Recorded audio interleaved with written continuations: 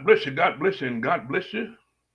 Truly, we are thankful for each of you being on today. I got to get my glasses off here so I can see here. But this is the day the Lord has made. Let us rejoice and be glad in it. I pray that you are joining us. Give me 1 second. I want to just make sure I'm doing something here as we are preparing.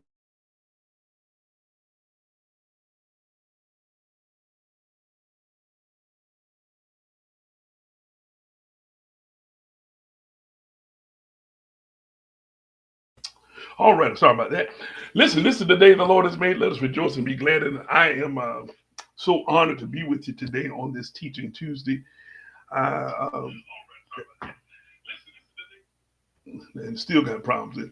But we are grateful that you're joining us on this Teaching Tuesday. Listen, before I get started, due to the subject matter which we're going to be discussing, if you have little children around or children who may be impressionable, you may want to have them exit the room. Today's topic is a very serious topic. I think a topic that we must discuss, and that is in the area of human trafficking. So I want to just kind of give you a heads up. This will probably discuss some matters that are a little more mature, yet still biblical. And I want to make sure that you give you a chance to clear the room appropriately. Again, I would ask you that you would like and share this. This subject matter is something that we need to discuss. We need to discuss in the body. We need to discuss it in a biblical manner. And so I would ask you to like and share this today. Before we get started, I want to just again thank you for allowing us to come into your home, come into your job if you're on a lunch break. Thank you so much for letting us be a part of your day. As you know, when we started Teaching Tuesday, it started some years ago because of COVID. COVID allowed us to take this technology and to use this technology to reach the church, to reach the world. And we have definitely tried our very best to continue to do so. And so, whether it be myself, Bishop Maxwell, Bishop Presley, Bishop Rudder, somebody is usually coming on a Teaching Tuesday and just sharing with you. And again, we just say thank you in advance. If we can do anything to make your experience better, please let us know. If there's a topic you would like us to discuss or to entertain, let us know. We'll definitely do our best to try to reach out to you. Listen, folks, we just come out of a wonderful youth day. I want to say to Bishop Presley, to the State Youth Board, you guys were incredible. I heard hundreds of children were there. And again, we want to say thank you. But we are now turning the corner to our summer months. We will be getting ready for our state youth convention. I mean, our state convention, Lord, state youth convention, state convention in his name. Listen, June 18th through the 22nd. Folks, I am on the phone literally right before I got on with hotels. There is an AAU volleyball tournament. I'm going to just say this. We are now seeing what I call the engagement of our community in things that will pull them away from our community. I want to be very clear. I'm not against any intercollegiate sports, intramural sports. But one of the things that we have allowed life to do is we've allowed some things to pull us away. And so there is a major AAU volleyball tournament. So I'm going to just do what I'm doing. I'm believing God, and we're going to take advantage of that. That even though hotel rooms may be scarce, the anointing is going to be high. And from the 18th of June, we're going to start by doing some community service in Orlando. We start off that service on Wednesday night with our Festival of Preachers. It's going to be a phenomenal start. Thursday morning, we have our morning manna. We have our morning workshops. Dr. Victor Atrechi will be our morning speaker. That's International Day. Thursday night, we're asking you to wear your international garb, your country's attire. We're going to have flags. And our own Reverend Jennifer Porter Cox will be our speaker on Thursday night. Friday is Joy Day. We have our morning manna. But that is also our disciples in denim. Y'all done got used to wearing your dungarees. And yes, the preacher's going to be, listen, we want you to bring your cowbells, your scrubbles. We want to just have straight, hard church in his name.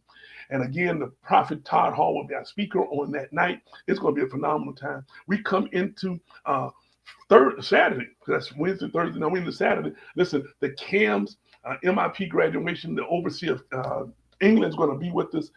But we also have this time of recognition of our MIP students, instructors. That Saturday night, Bishop Tony Stewart, our first assistant general overseer, will be with us. And then on Sunday morning, we close out with our commissioning. Everybody, Adrian, if you would put the jot form up there if you can. I don't know if we can put that on, but listen, everyone needs to be registered. So let me be very clear. We're not registering you necessarily even for money's sake. If you're a credential minister, there's a cost to you. But if you're a laity, we just need to make sure we have items. We see we're going to run out. If the AAU people come, guess what? We won't have enough stuff, but we want to make sure we make proper plans for you. So if you would please register, because on Friday is the luncheon, meeting a luncheon. We meet right about 12:30 for all ministers, as we can historically do. You need to be registered. If you're not registered, you won't be. This is a plated meal. If you're not registered, you won't be. But at the same time, the seniors will be having their luncheon.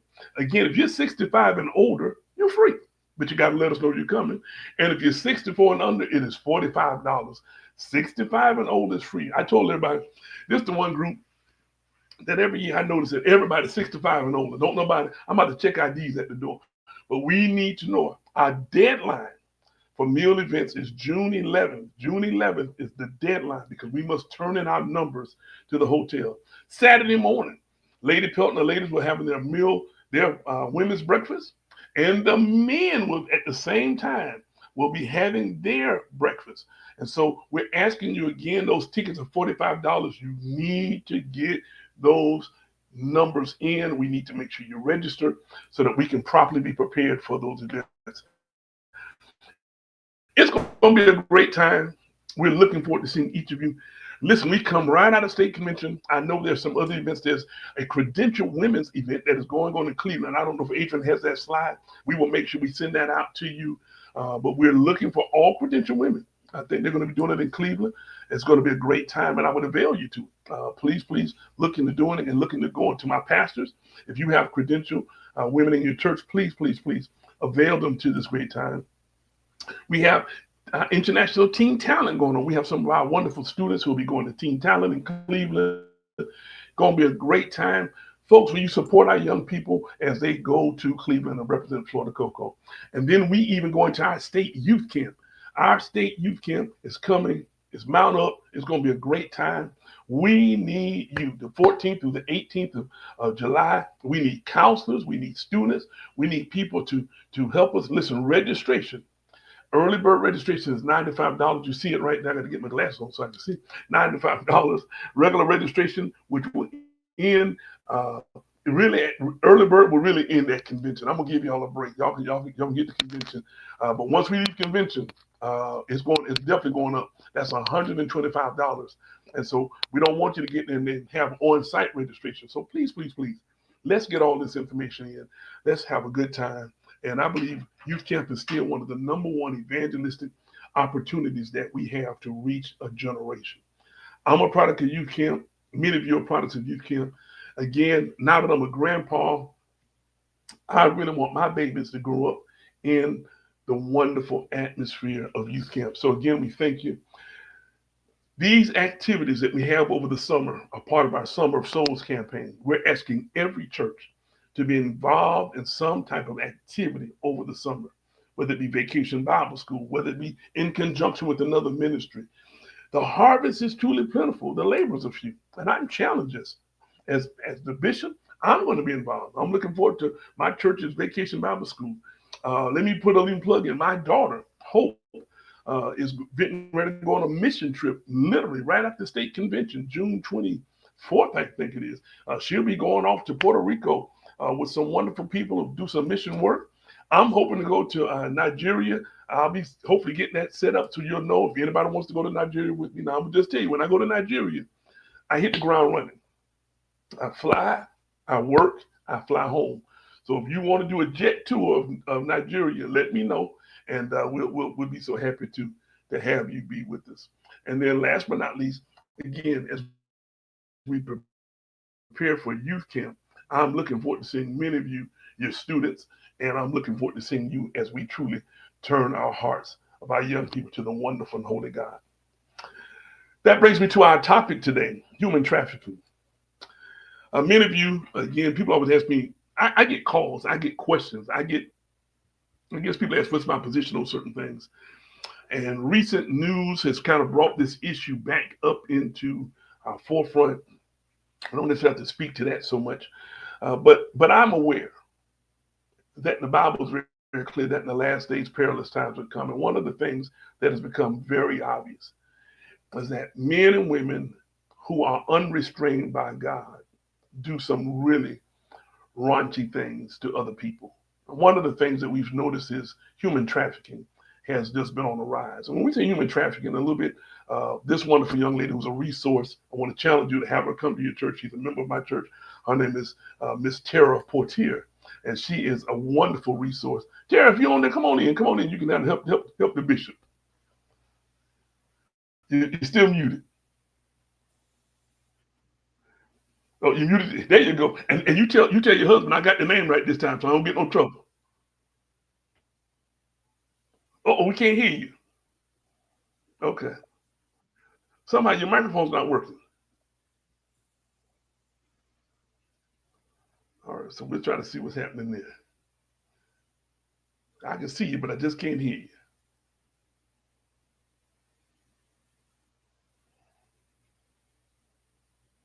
Let's see.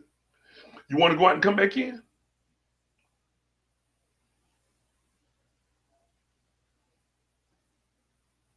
I think it froze on your end. While she's getting it together, let's see. Can you hear me now? You can hear me, but I can't hear you still.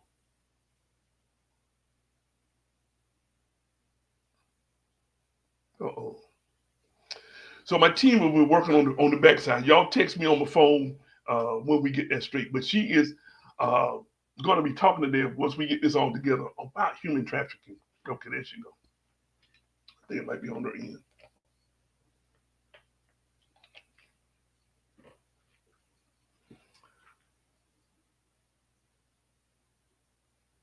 Okay, she'll get back in.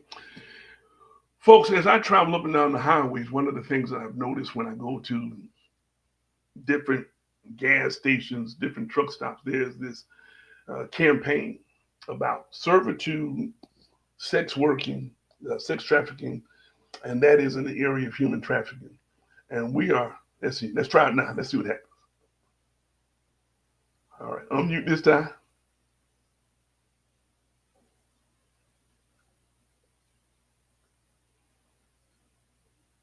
Oh, I still don't have no volume on you. Okay, let's see how we're gonna work this one out.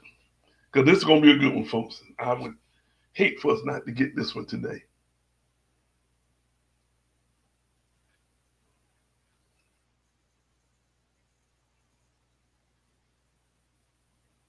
You may have to do it from your phone.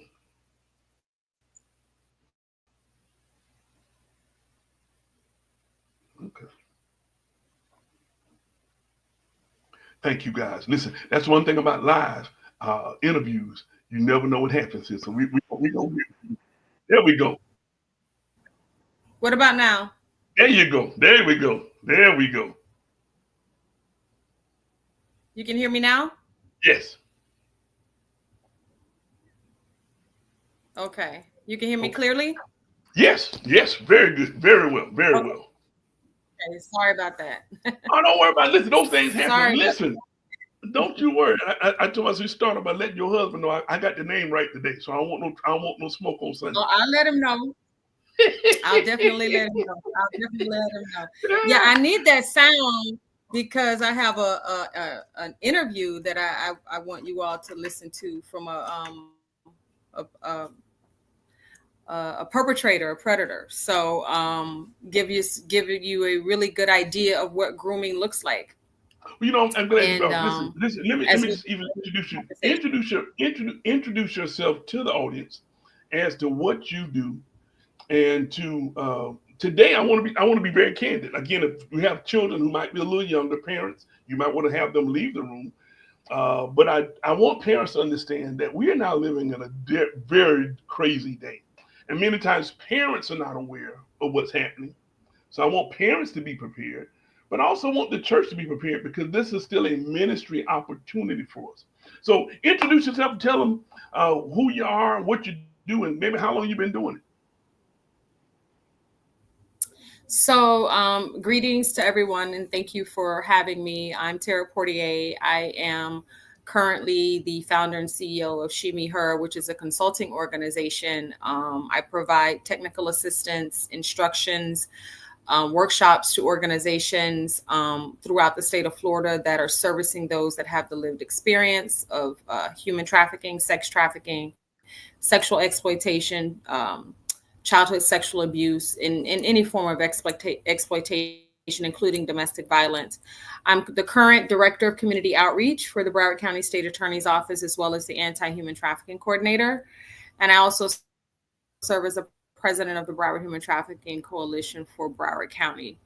And that coalition is the largest coalition in Broward County. And we fight human trafficking by raising awareness and educating faith-based organizations, community-based organizations, schools, communities, whomever will allow us in the door. And I've been doing this work, I want to tell my age, but I've been doing this work for over 20 something years.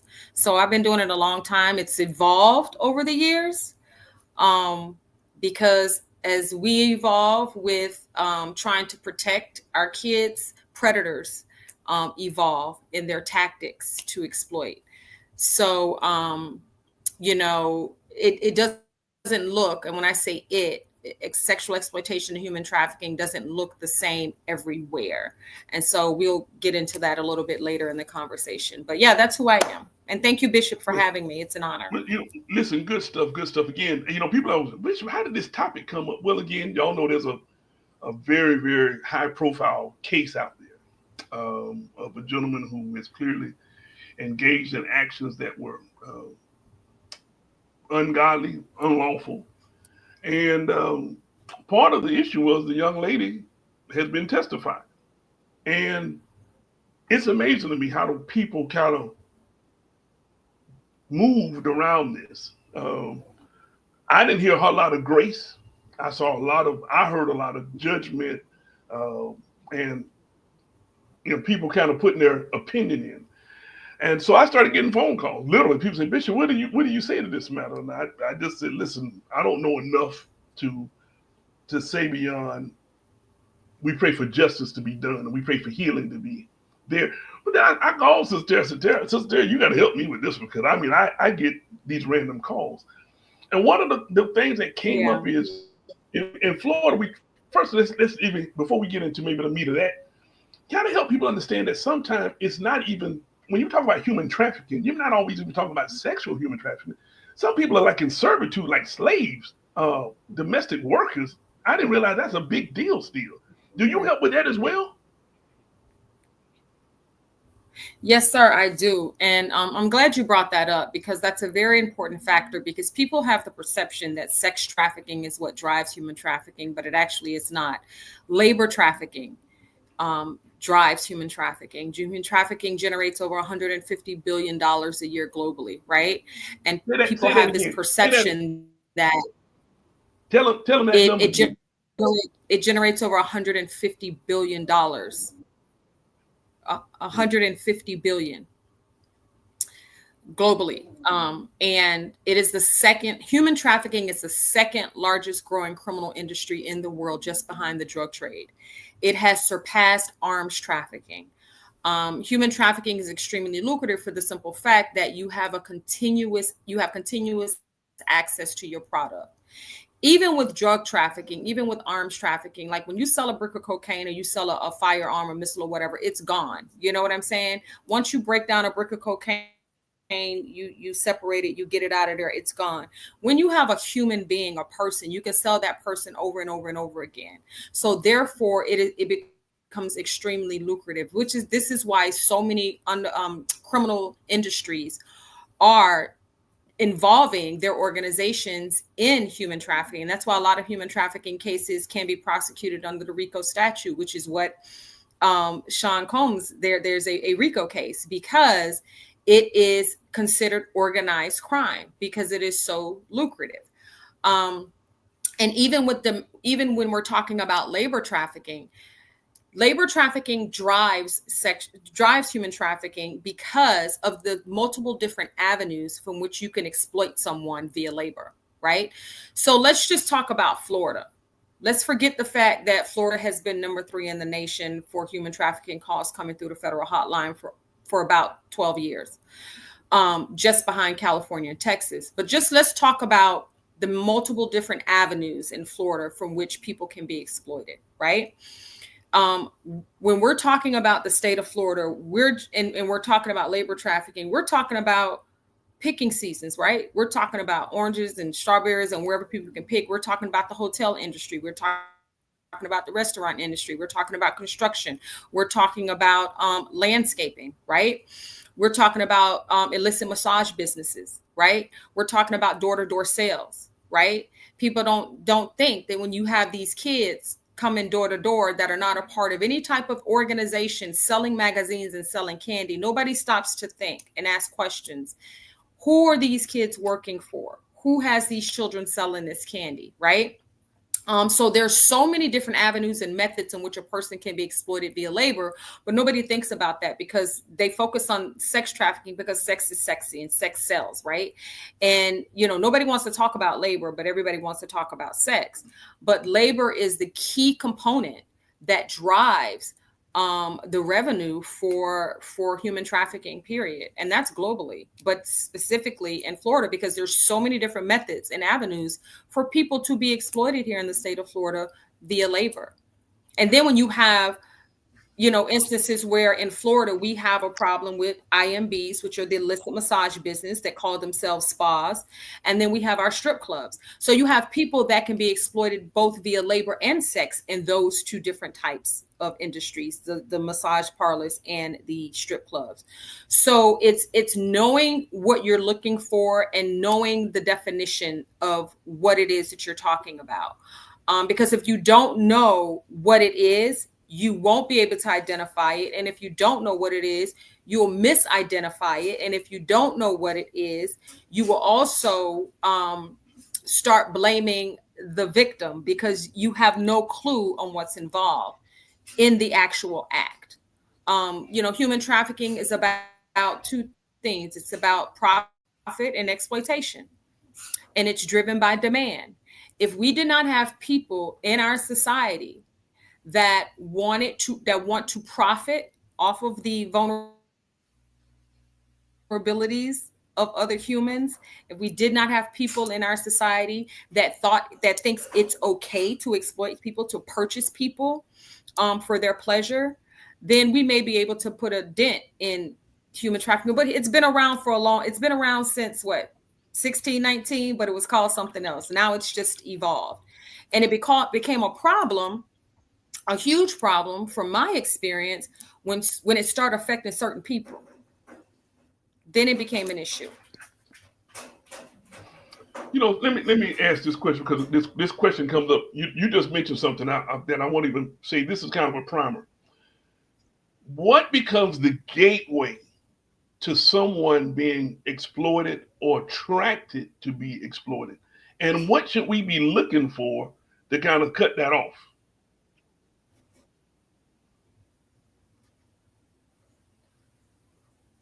Okay. So when you're talking about, I call it pathways and precursors, right? And I also call it risk factors. When you have a person, a human, that has been exploited in this particular way, you have to understand that there has been multiple, maybe one or multiple vulnerabilities or risk factors that made this person prey for a predator. A predator and exploiter will always meet a need first before they exploit you. Before they prey on you, they're going to meet a need, right? Unmet needs make people vulnerable. So what happens is that predators and exploiters and traffickers, they seek out vulnerabilities, they seek out risk factors, and they use those to exploit, right? So for instance, let's talk about let's step away from kids, right? Because we're like, oh yeah, kids are, they're easily to be exploited. But let's talk about young adults. Let's talk about young adults that might be in college, right? So from my experience, I have worked with young adults who have been exploited in the sex trafficking industry. And the way that they were lured is predators will visit college campuses. Predators and traffickers will hang out in student unions. Predators and traffickers will lurk the campus. And what they will do is they will create dialogue, conversations with random students, right? Because they're trying to identify someone that's in school struggling. They're trying to identify a risk factor. They're trying to identify a need that they can meet, right? Once they identify that person with that particular need, then they start the grooming process, right? Let me And hit you so with this. with the grooming process, You may want to even define that term grooming, because I think you're doing a great job, and I see people kind of watching me on Facebook.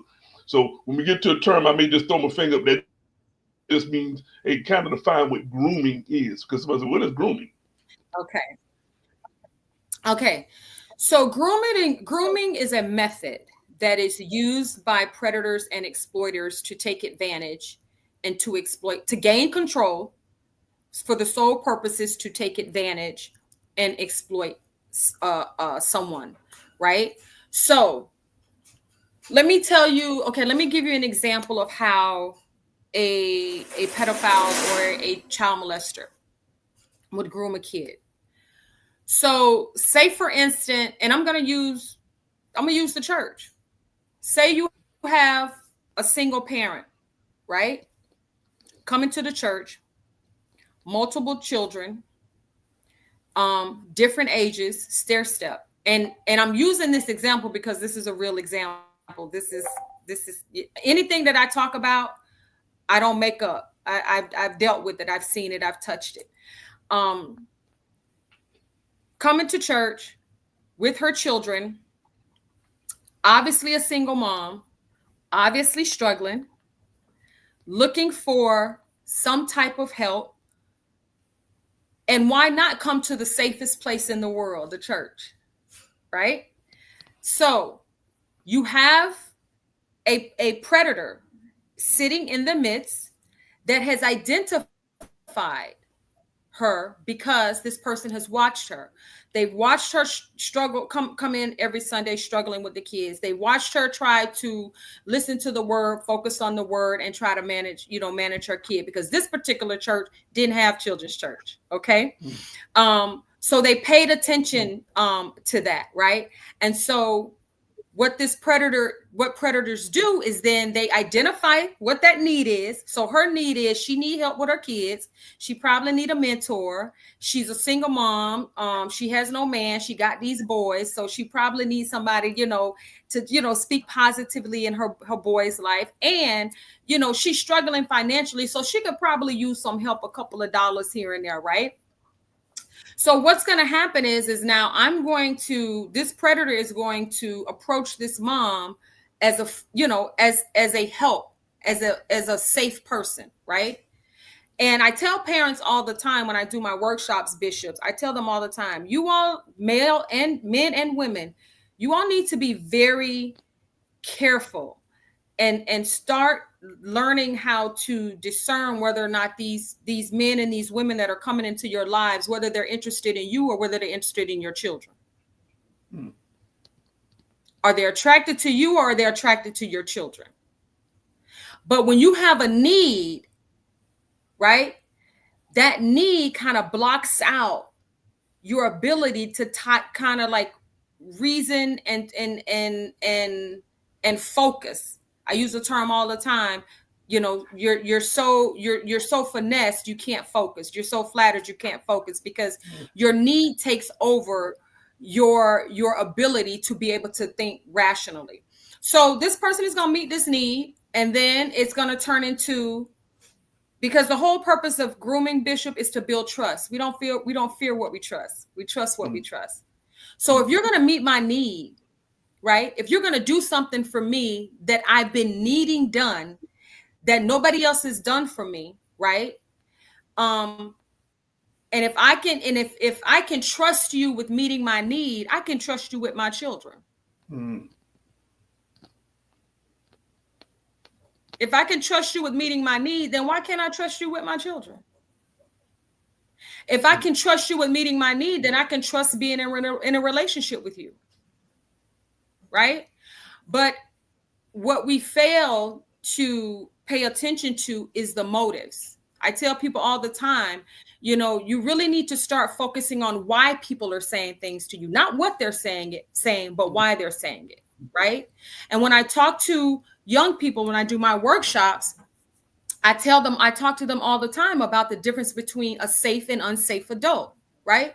Safe adults don't require children and ask children to keep secrets from their parents. Safe adults don't ask children to do things that make them feel uncomfortable.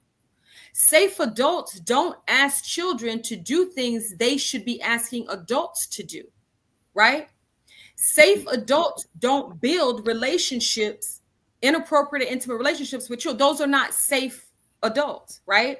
But we have not taught our children the difference between a safe and unsafe adult because we get so focused on making sure our children are respectful that we have gotten away and we have neglected to teach them boundaries. Mm. We have neglected to teach them boundaries. We have neglected to tell them and teach them that they have a right to set boundaries, right? But our children will negate boundaries, don't have boundaries because they don't want to disappoint the adults and the elders in their lives. Because God forbid, an adult that wants access to them is not allowed access to them. Is that interpreted as disrespect? And Sister, you're also showing something that when that need, when that need is jeopardized, many times the adults turn on the kid and don't believe the kid. Correct. Because we as a society and a community have become predator protectors, right? Like we tell, and when I have my workshops with my parents, I tell them, I said, what do you want the children to do when the boogeyman is not hiding behind the bushes, the boogeyman is not under the bed, the boogeyman is not in the closet, the boogeyman is at the dining room table. The boogeyman has on a family reunion shirt. The boogeyman is welcome in the house anytime, all the time, right? And we teach our children, to tell, right? If anybody touch you, you tell. But then but we don't say, but it depends on who you telling on. Mm. Yeah, we want you to tell, but wait, it depends on who you telling on now. Wait, right? Because a lot of times what we do, and we contribute to this, what we do is we put the responsibility of the reputation of the family on the back of the child. Mm. Mm. If there's a financial need, we put the economic responsibility on the back of the child, right? Mm.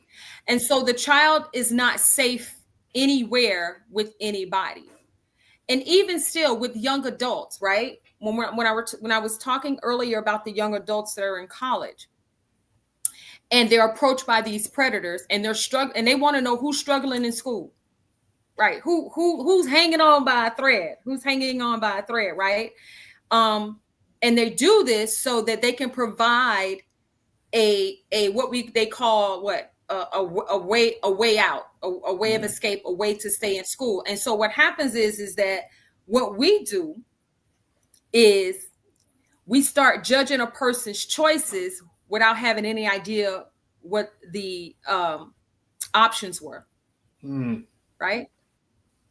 So you're judging my choice, but you have no clue what my options were at the time, right? So if I'm in this world by myself, and there are a lot of people in this world, young people are in this world by themselves, right? They're hanging on by a thread. They're in this world by themselves, right? And if and then sometimes, and predators know that, exploiters know that. And so they'll come to them and they will offer them something to make their life easier. Well, the choice to take that opportunity, although be it inappropriate, stupid to us, right? The option would be, okay, I'm going to be homeless. Mm. I'm going to drop out of school. I'm in this world by myself. College is the only thing I got to make something of myself. If I get kicked out of school, if I can't pay for school, what am I going to do? Right. And then we have to talk about coercion and what coercion looks like, right? Because that is what's happening in the Puff Daddy trial where people are like with Cassie, and not understanding and knowing the definition of what coercion is will cause you to blame her for the behavior of this man. Domestic violence and human trafficking marry all the time. They marry each other all the time. Because understand, it has nothing to do with money. It's not about money. It's about power and it's about control. Mm. Let me ask you a question because somebody just texted me. One of the things, how do we, and let me again, this is Sister Tara Portier, who is a phenomenal resource. She's a member of Radiant Living Worship Center, whom I happen to be her pastor. She is a phenomenal resource. And folks, I realize this conversation gets tight. I realize it gets a little tough, but I want to also help families who say, what happens here stays here. How do you help? How do you help a family get beyond that? Because here's the truth of the matter. We've got this groomer. The person comes and says, "Hey, this person has done X." Yeah. How do you help a family deal with the groomer or the person? How do you move the person so that what happens here stays here cannot be the trap? So that's a great question, because we come into we have that issue a lot, right? And so then at that point, Bishop, in from my experience in my line of work, when I have a child, a young person who has, oh, hi, Evangelist Hill, I love her so much. When we have a child who has mustered the courage to come forward and to disclose, and because a lot of times what I know what generational trauma looks like. I know what generational trauma looks like, right? I know what it looks like. I know when I'm dealing with a parent who themselves has been victimized and nobody did anything about it, and they grew up broken and had a child broken, raised that child broken, and now something has happened to their child, but because they're still broken, they figure that when it happened to them, I pushed it out, I'm okay, my kid will be okay. Not understanding that, girl, you're not okay, right? You're not okay. So what happens is the child starts to become our priority. Because when we cannot trust and depend on parents to keep children safe, to keep their child safe, we have to then start focusing on making sure we are doing what we can to keep the child safe, but also making sure that we are making every effort to give the parent the tools to recognize, listen, this is what happened to your child, right? This is not about you anymore, right? It's not about you anymore.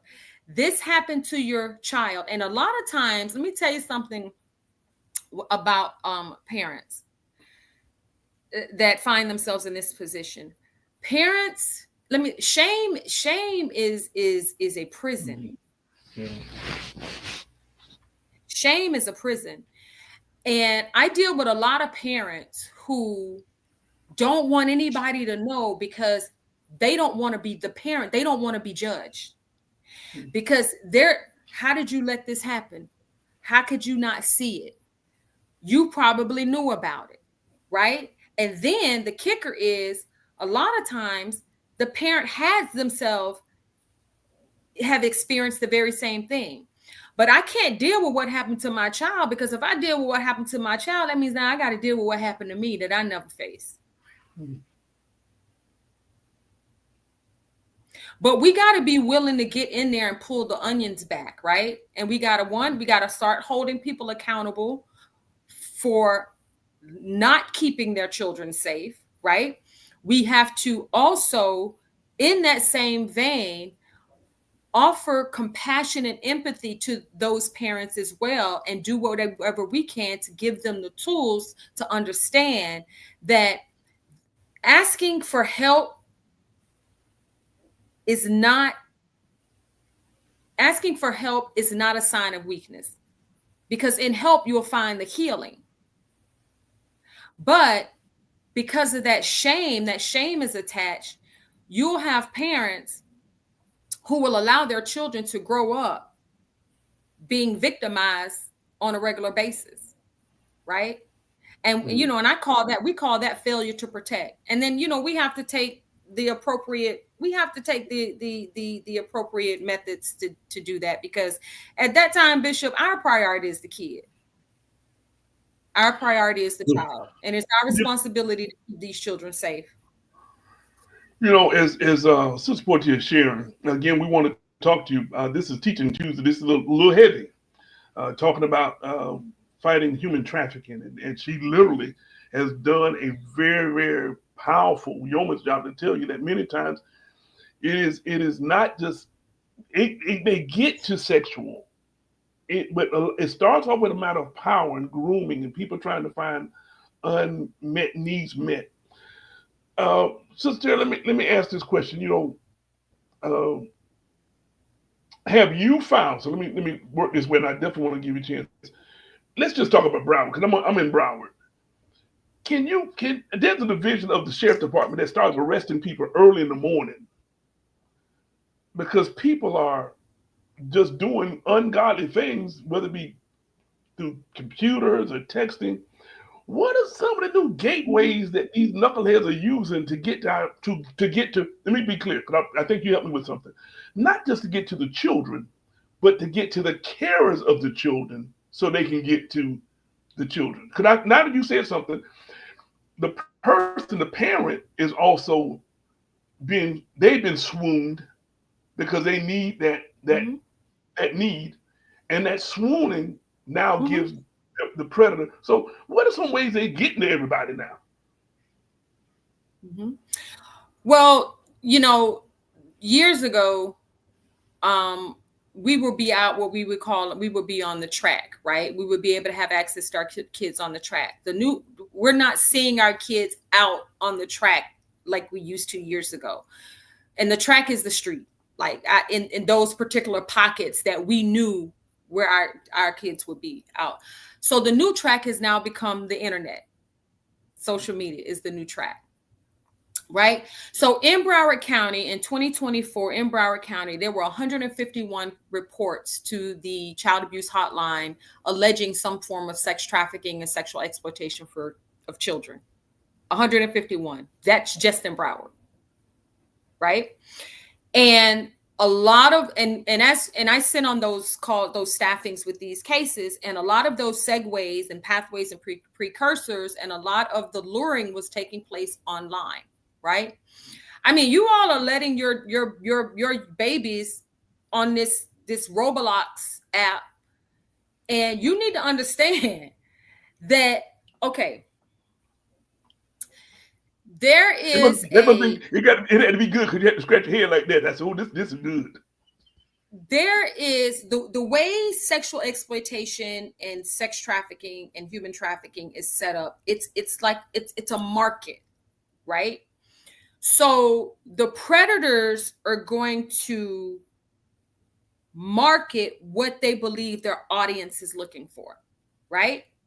So follow me. So if I am a trafficker, if I'm a predator, and I know that the depravity that I serve, the depraved humans that I serve, they like prepubescent children, right? Children that definitely look like children, not developed, no hair, like just they look like little kids. Guess where I'm going to go? I'm going to go to Roblox, because that's the audience that Roblox appeals to. If I know my audience is interested in 11, 12, and 13-year-olds, I'm going to go to Kick. If I know my audience is interested in teens, I'm going to go to IG, TikTok, Facebook, Snapchat. That's where I'm going to go. And if my audience is interested in boys, adolescent boys, teenage boys, I'm jumping in Discord. Because I know that's where I'm going to find what I'm looking for. I'm going to jump in Discord. Right? So there are so many different avenues, Bishops, and you have to understand. And as I said it earlier, the more we learn and the more we evolve, the more the predators, the more the traffickers evolve. We try to stay one step ahead, and sometimes we outrunning them, and sometimes they're outrunning us, right? But you have apps like Discord, you got Minecraft, and this is the thing. This is not a gender specific issue. This is not reserved for girls. Boys are sexually exploited and trafficked just as much as girls are, right? And you have the Discord and Minecraft, which is a huge avenue that is being used now. Do you know that 17 boys committed suicide last year because they were sextorted through that Discord gaming app? But people think their boys are safe because they're boys. Do you know that Discord allows your child to talk to and communicate with anyone throughout in the world? In the world? In the whole world, Craig, in the world. They can talk to anybody, right? So the predators are going to go to that avenue where they know what the product that they're looking for is going to be. Right? I had a 10-year-old a couple of months ago who was on TikTok. Why is your 10-year-old on TikTok? But guess what?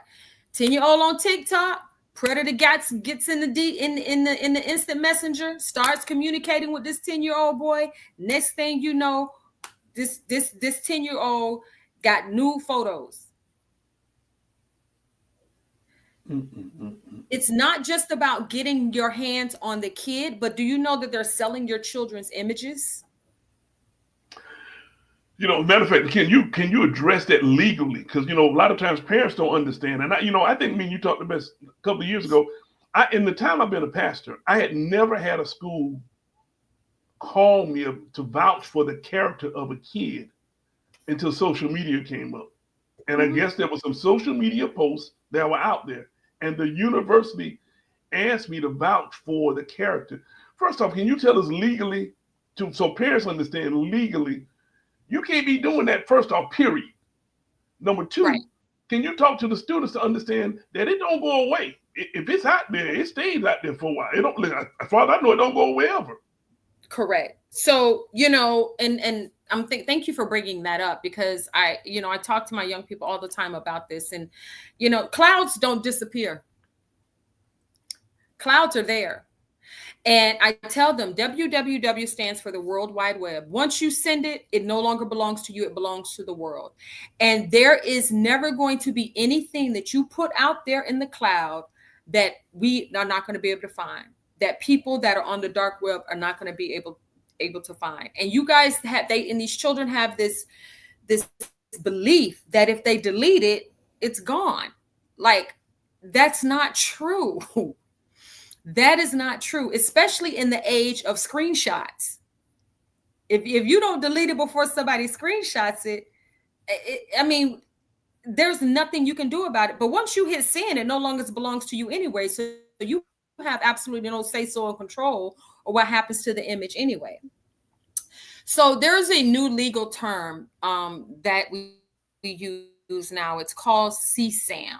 And CSAM stands for Child Sexual Abuse Material. Up until recently, the term child pornography was being thrown around. That is really not an appropriate term. um it's been renamed CSAM, and what we call CSAM or explicit inappropriate images of children circling the internet, circling apps and things like that. One thing I need for you all to understand as parents, your children trading inappropriate images via their phone or their computer of each other is a crime. It's called producing CSAM, child sexual abuse material. That is illegal. Even for your child to do it, it is illegal. So let me give you an example of what we see. Boy, girl dating, right? Boy, girl in love, right? Boy, girl on the phone all night. Boy, girl trading. Oh, he want a body shot. He sent it, so she sent a shot, body shot. He sent pictures of his penis, his private. She sending pictures of herself. Blah blah blah. Boy, girl get mad at each other. Boy, girl break up.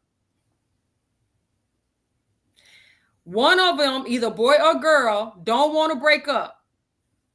So one of them, either boy or girl, is mad that they break up. So one of them, either boy or girl, in retaliation, sends the inappropriate images that were given and shared to them while boy girl was in love to different people. Right? So now your son or your daughter has now committed a crime.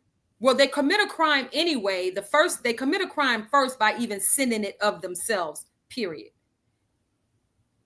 They commit a crime even if they send it of themselves. It's still CSAM because they're under age of 18. It's CSAM. It's child sexual abuse material. It's a crime. But now boy girl mad at each other. So in retaliation, boy girl, whomever, whichever one is mad, didn't want to break up, starts floating the images out there, right? And then your child's friends who don't know any, who just thinks everything is funny, right? Start circulating this picture. And so now you got a bunch of kids out here sharing child sexual abuse material, which is a crime. It's a crime. And everybody get amnesia. When everybody get amnesia, I don't know how they got it. I don't know how it got out there. Mm-hmm. You know, and let me just talk as the bishop. Let me talk as the bishop and a parent. Parents, let me be very clear. These are the times that you got to be straight foot parent. I wasn't gonna say crazy, but y'all know back in the day, there were just certain things if you thought about doing, your mom and dad would just choke you. As matter of fact, thank you, Mr. Ashley. We'll definitely hit that question. But I want to see this again because she just brought up something, and I think there's a movie. Again, y'all send the bishop everything. The one thing I will say about y'all, I love internet because y'all hit me with. But there's a movie out, some little movie about a little boy and a little girl. I don't even know the name, but it's kind of playing out this way. She must have been either kissing a boy, making out with a boy, did something inappropriate to the boy. He sends the video out. Now, a new boy likes her. And she's nervous. She's nervous because he's found out about the stuff. Parents, let me be very clear. The reason I brought this to you, because again, y'all just ask the bishop everything. I tell people, I guess I'm glad y'all asked me. I get so nervous that y'all ask me. But parents, we cannot be nervous. Again, and the bishop is not trying to in any way make light jovial. But I remember when HBO first came out. My mom and dad wouldn't let me watch it after 9 o'clock. If you just go to bed. Go to bed. There were just certain things that I was green to because they just never let me be to. Parents, we must be vigilant like that again. To our young people, let me be very clear to you. Just because your mom and daddy don't let you have access to it, they may be trying to make sure you don't get attached to something that's trying to get attached to you. Let me say to our churches, y'all know in the Florida Cocoa Church of God, so let me be very clear. If you have we do a background check on every credentialed minister in the Church of God. You may be forgiven of a sin, but you will not be credentialed in the Church of God if you have any cases of human trafficking, child abuse of that nature. Let me even go one step further, because we've had a few. I take the protocols. We may let you come to church, but we gonna have LoJack on you. Something Jesus gonna be following you, and we gonna be following you. And we tell people because that's the day and time we're living in. I don't want anyone to think, because this is so serious. You think about this. This introduces a generational mindset. The name of the movie is Fail. But see, y'all know, I just know y'all be sending me stuff. This is, we can stop a generational mindset. But I also want to say to any parent, to any person, if you're fighting these demons, we will do our very best to help you. But can I tell you something? You got to have a mind to fight. You cannot call red blue when you're doing the things you do. Right. It's not just a problem. It is something that if you want to call it a problem, then we need to get a power to help you with that problem. And part of that may mean you may have to do some very serious restrictions of yourself so that you don't bother someone else. Sister Tara, we did have a question. I see it here. Sister Ashley asked the question: can you address how parents can have access to some of these? You may want to call them out, Adrian. If you hear them, say them slowly. And Adrian, if you would type them in so parents can at least be. Because again, I don't know. You said click. I said click. What in the world is click? I don't know nothing about no click. Would I be able to? Do I have access to share my screen? Because I have an app sheet. Do I have access to do that? You know what? To share my screen, Bishop. I see. I have an app sheet. Listen. Somebody's be running this thing mobile. So if you're looking at the same thing I'm looking at, there should be something down at the bottom that says present. Down at the bottom, do you see a little TV that says present? Hold on 1 second. Again, this is Sister Tara Portier. She is a specialist in human trafficking. Let me Sister Tara and Adrian, if you want to, you may want to tell us the email you want us to use if they want to get in contact with you. She is part of the state attorneys network here in Broward County, so she may be able to help you have access to your state attorney in your region across the state. She is a phenomenal resource, and she knows that this is near and dear to my heart as we deal with people in these issues. I've had to come across a few. So I don't know if we can do so. So what we'll do, we may have to come back and do a part two. I'll name some. Yeah. I'll name some of the apps, Bishop. And if you email them to me, I'll make sure we send them out as well. Okay. But before we get into that, I just want to give a brief example of what coercion looks like when it comes to trafficking. Because I don't want people to think that a person has once a person gets under the thumb of a trafficker or a predator, that they can just, like, people have this perception that they could just walk away.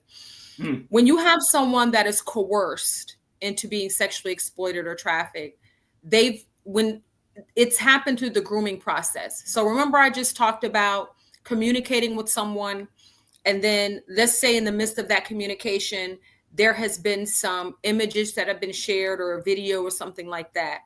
That person, that trafficker, will use that video to coerce that person to do whatever they want to do under the threat that it will be released. So with Cassie, right, with these freak offs, they were recorded, and people are saying, oh, he threatened all the time to release the videos if she did not continue to do what he asked her to do. That is how video. Think about it. If we hadn't seen the video of the situation at the elevator, we still wouldn't have known. Correct, because he said that she lied. He never touched her. And the video was horrible. It was really difficult to watch. I actually saw the extended version of the video. But that within itself, having somebody that's subjected to that type of brutality and violence, it baffles me how people think oh, well, she could have just left. So I like, again, stop judging people's choices when you don't know what their options are. Stop doing that. So I just wanted to say that and give people just a brief idea of what coercion looks like. Cause I know you had a, I don't know if we can get on there. Listen, real life, Florida ranks third. Again, Reverend Marlene Lucas, she is working in the juvenile justice system. Some of these kids are in our system. They are the byproduct of stuff that has happened. Their minds have been forever altered. They cannot. Church, let me say it this way. And I tell people, y'all know, many of y'all know my testimony that before Jesus saved me, I was an alcoholic. And the Lord delivered me. People trying to get out of something. And we sometimes forget that the church has to be a safe place for people to get out. So let me go Yes. back, and I want to just put this out there. First off, to any Yes. person that is going through, I pray every bishop in this church understands and a we have a legal obligation, first off, to report it. Someone comes to us, I don't care if it's domestic violence, we have a legal obligation to tell. And we still get to use our what I call our parameters to say we don't have to tell why we told. We just Right. got to tell. You can stand up and say, listen, and y'all know I told people, if I hear it, I got by law I must let family and children services know. By law, I'm gonna call Papa Sister Tara and say, Sister Tara, walk me through this. Who do I need to tell? I've had to do that. I don't want anyone to think, and I've had some backlash from it. You called on me. I sure did.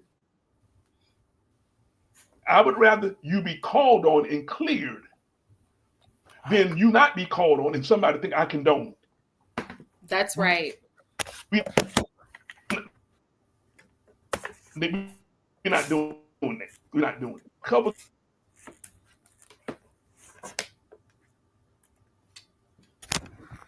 See, it does not condone actions that are out of line. Uh-oh. Correct. So Terry, you had also. Matter of fact, is there a hotline that somebody wants to call and need to Yes. call? Do you have a hotline number that people need to call as well? Yes. So if you suspect that a child, if you suspect that a child is being sexually exploited, sexually abused, or sex trafficked, you need to report it to the Florida Abuse Hotline, which is not 1-800-96 abuse. It's 1-800. I'm gonna put it right here. One eight Yeah, hundred ninety six. she'll get it. She'll get it. But One eight mobile hundred staff. ninety six abuse. That's where you need to report it. Broward County has a system in place. Every 2 Thursdays a month, 2 Thursdays a month, I sit in human trafficking safe harbor staffings concerning children. 2 Thursdays a month. Those cases come to us by way of that hotline number that I just posted. Mm. Last year, we had 151 kids in Broward. So you think about all the counties, folks, and she's doing this twice a week. She's doing this. She's doing this every Thursday. Yeah. Let me again. Because I know at one time I think you had a young lady who came, Yes. and she is. I've watched her mature, and really I keep up with her now on Facebook. Uh, Yes. uh, I'm you tell her so when proud of her, Bishop. I'm listen, so she proud of is her. she is a real jewel. Folks, my heart broke. She said, "Listen, she was in high school, I guess, and she was with her family, and they would traffic her in the morning before she went to school, pick her up from school, and she'd have to start again. 7 to 17. 7 to 17. Sister Tara, and you have a video, I mean, of audio, so I don't know if we can play it, but go ahead and try Um, to play it. We'll try to. Did it, I'm no, it gonna won't play. try to play it, Bishop. Let me try to play it. I hope you guys can hear it. So what I'm about to play is an actual audio. I hope you guys can hear it. It is a interview with a predator. and he's describing the grooming process. So let me see if I need you guys to let me know. I hope you can hear it. Let me know if you can hear this.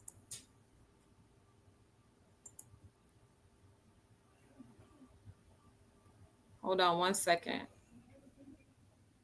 I hope you can. Hold on, it's coming through.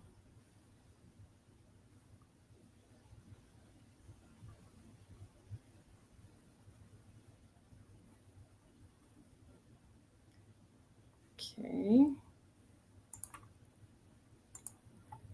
How did you get them alone? Can you guys hear that? Yeah. You can? Yes, we can hear. Okay. Grooming.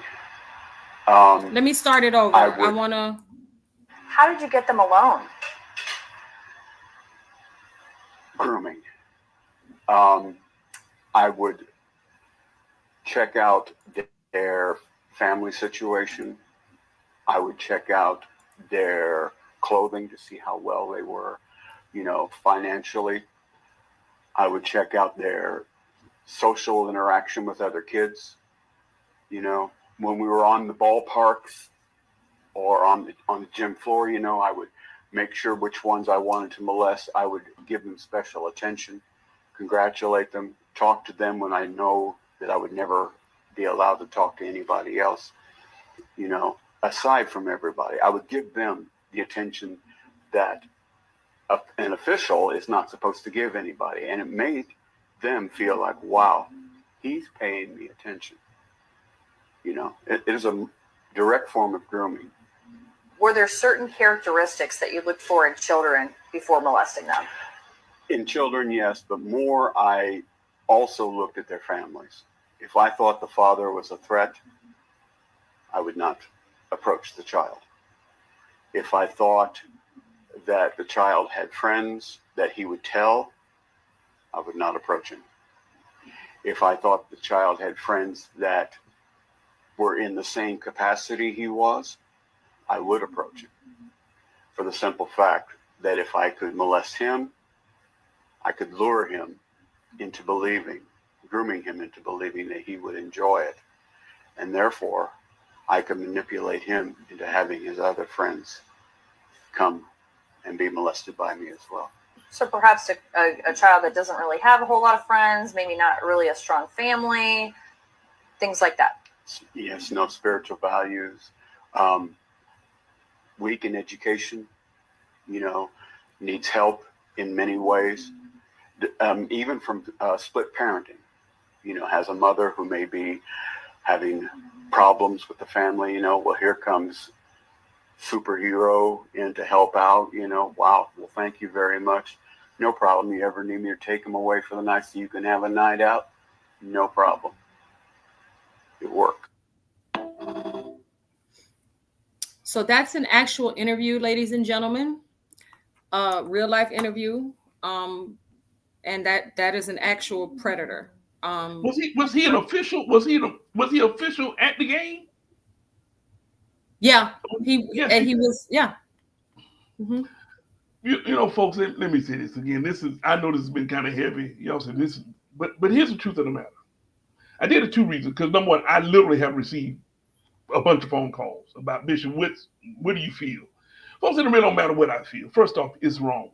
It's legally wrong. It's a sin before God. So let's start there. Number 2, there is help and there is hope. We're in the church and we tell people that God forgives all sins. So let me deal with on both sides. To anybody who's engaged in these activities, you can be forgiven, but you may never be trusted again. And you need to be prepared to say, if that is the lot of my life, so that I have a life, I will live that life.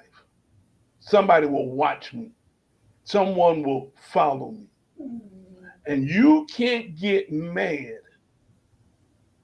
over, I always tell people, God gets you over the condemnation of sin, but he will not always free you from the consequence of sin. and you being watched, you having to report in, it's going to be a consequence of that. To those of you who've had, God, I thought about this, sister. You just hit me with it. To any man or woman who wants to have a need met, I don't want to be super spiritual, but I want to be very careful to you. If you have children, be careful how you let people come into your life to so-called meet a need. The moment I had children, I had to then restrict myself from certain things because I had children. Children change your life. Mm-hmm. And that means there's certain people I can't hang with. There's certain places I can't go. There's certain places they're not going to go. There's certain people they're not going to be with. If I can't be there, they can't be there. And I hear people say, well, Bishop, you don't trust people? I listen, in my flesh dwelleth no good thing, so I don't know what's dwelling in your thing. And as you heard Sister Tara put out today, to every person who is battling because you have this need, I'm going to be upfront with you. I've been scratching my own head saying, Lord, help me. Help the church be the place where that need can be met. But then I also want to say that any person who has been involved, these acts have been perpetrated against you, there is hope. God not only will forgive you, but he will rebuild you. And I pray that this time today will start a discussion. I hope that it don't lead to some uncomfortable discovery. But if it does, I pray it also leads to deliverance. Whether you call Sister Tara, whether you call myself, whether you call someone in our movement, we want you to know there is help and hope. Um, to my brothers, let me speak to you, and I can only speak to you as a man. If Sister have heard me say this, church, unrestrained desires will ruin your life. To any man, well, because it's women too. I want to be very clear, but I can only speak to men for this. To any man, when you feel this pull to act, thank you, sister. So, Sister Adrian, if you can put this on, this would be great. If you feel this pull, we're here to help you. And one of the things that I just went to do, and I hope I got it here, in the Church of God, we have a group called MOST, Men Against Sexual Trafficking.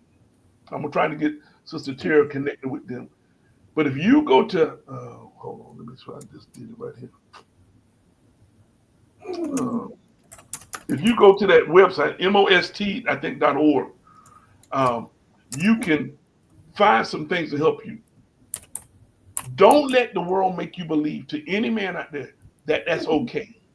Don't let the world make you believe that it's cute. When she talked about people having these desires of what they want to see, don't let anyone make you think that's rational and that's regular. That's wretched.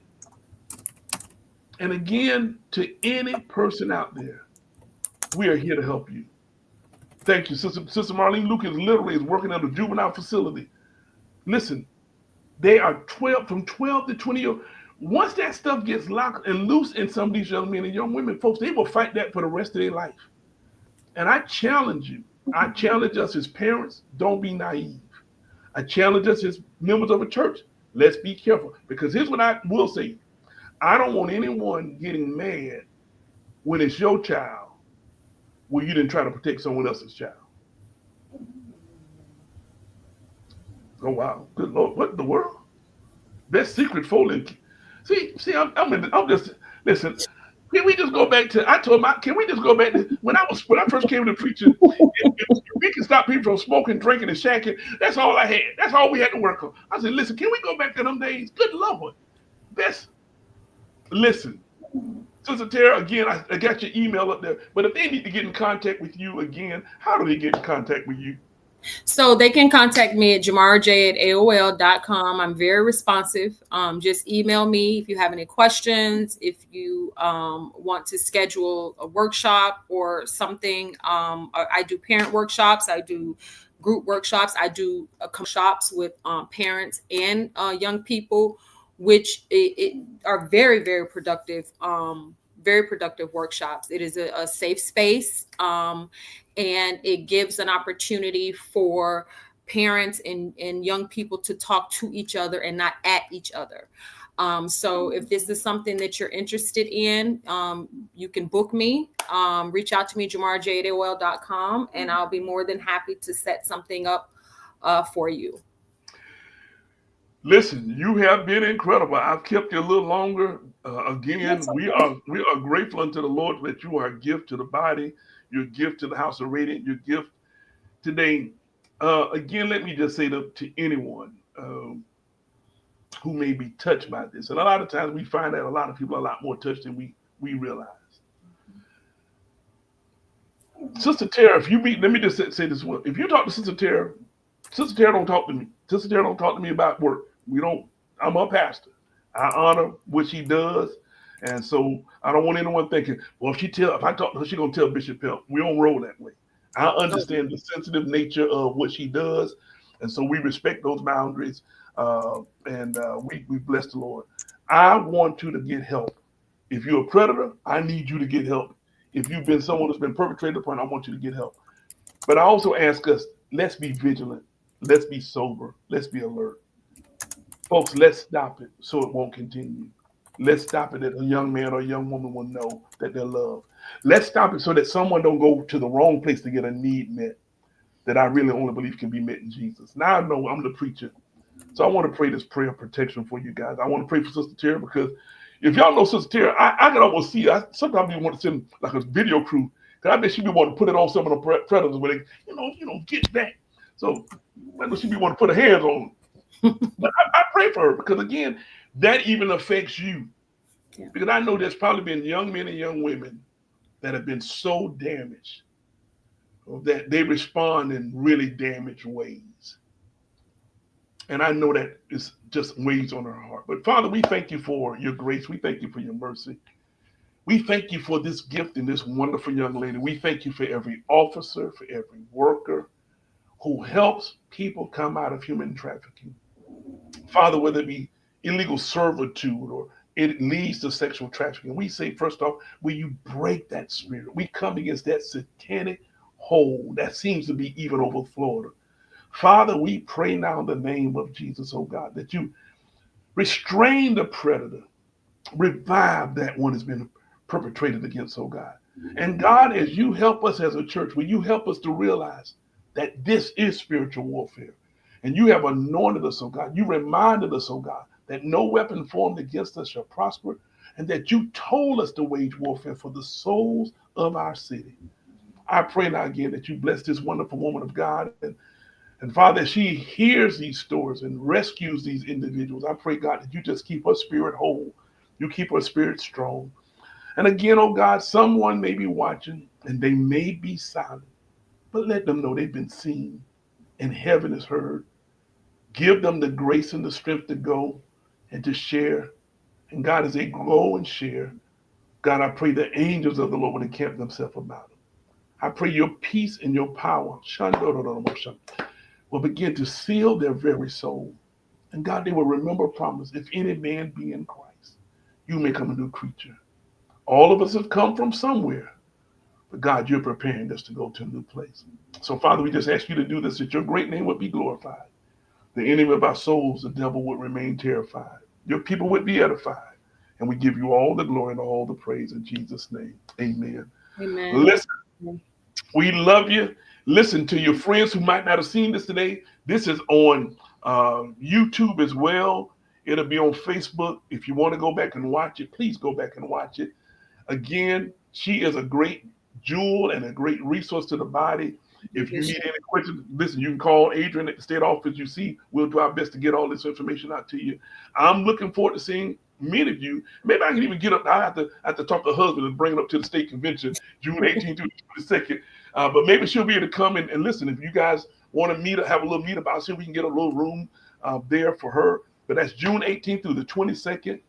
Please, please, please make sure you go to the Jot Forum, register. I would love to see you there. It's going to be a phenomenal time. Sister Tara, love you, bless you. Was that blue in that blue? I heard him growling. Yes, snoring. Snore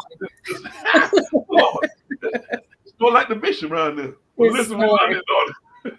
Thank you so much. Have a great day. Thank you, Bishop. Listen, we'll see you guys next week at our next Teaching Tuesday.